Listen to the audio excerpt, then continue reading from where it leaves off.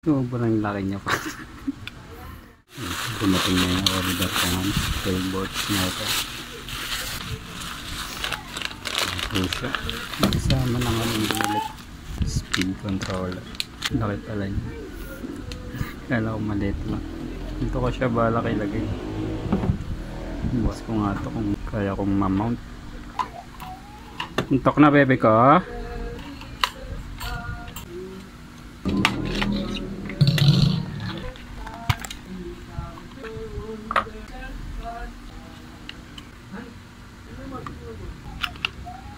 Kagabit-tabit. Kala ko ganito lang siya kalaki. Sobrang laki niya pa. Nanay ito. Ano ko siya yung amount? Pwede naman. Nakasagabal naman. Kailangan ko patuloy ito. Mata.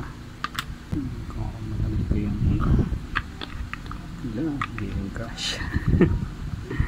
Ang laki. Pang ano pala talaga.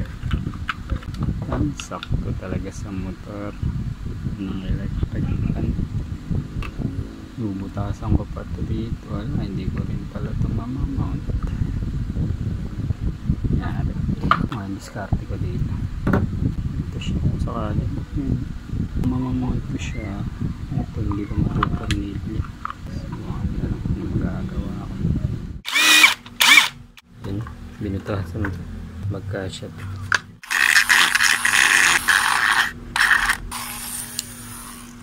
Yun, napaan ko para mag-fit siya, lumapat. Tapos ito ng butasan ko. Yan, para matornilyo ko to. Yan po na butasan ko na yung tornilyo ko.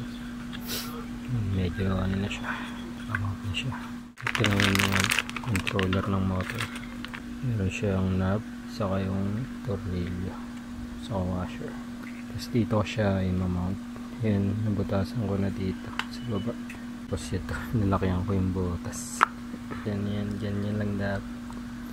Pero mas okay na din yan para mas safe siya. Tapos yung mounting nito, yan, dito ko siya i-mount. Yan.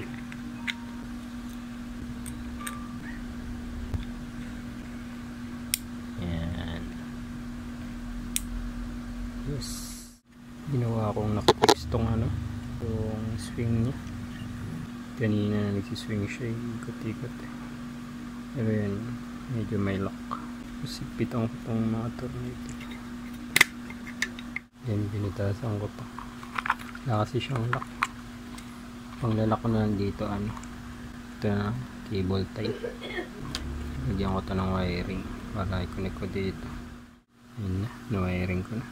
Ito yung plus siguro to, yung kasi may pula. Diyan ko nilagay. Ito yung sa motor. Tapos ito yung supply voltage. Ito minus. Ito positive. Sa motor ito yung positive. Ito negative. Ito itatago yung wire. Ito. Dito. Yan. Yan siya. Tapos ito. Pasok ko muna dapat ito. Mahirap pala ito. Mga diskarte ko dito. Mga gawin ng diskarte. Ito muna lahat. Ito mahirap ipasok. Yan. Yan. Pasok ko dito.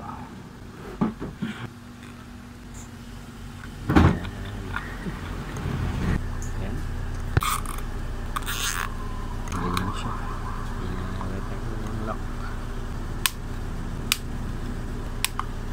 Yan na siya.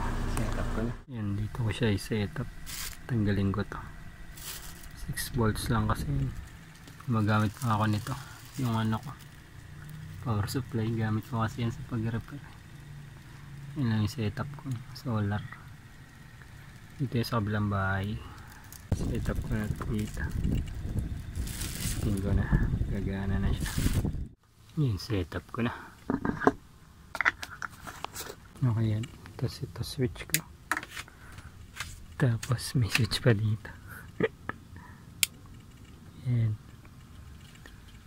May ilaw siya. Ayan. Ang power niya. Lakas din. Baliktad yata yung polarity ng motor. Baliktad yung hangin. Baliktarin ko lang yung connection ng motor. Ayan. Baliktad yun. Goma na lang muna pinangano ko lang. Okay, on natin. Yan.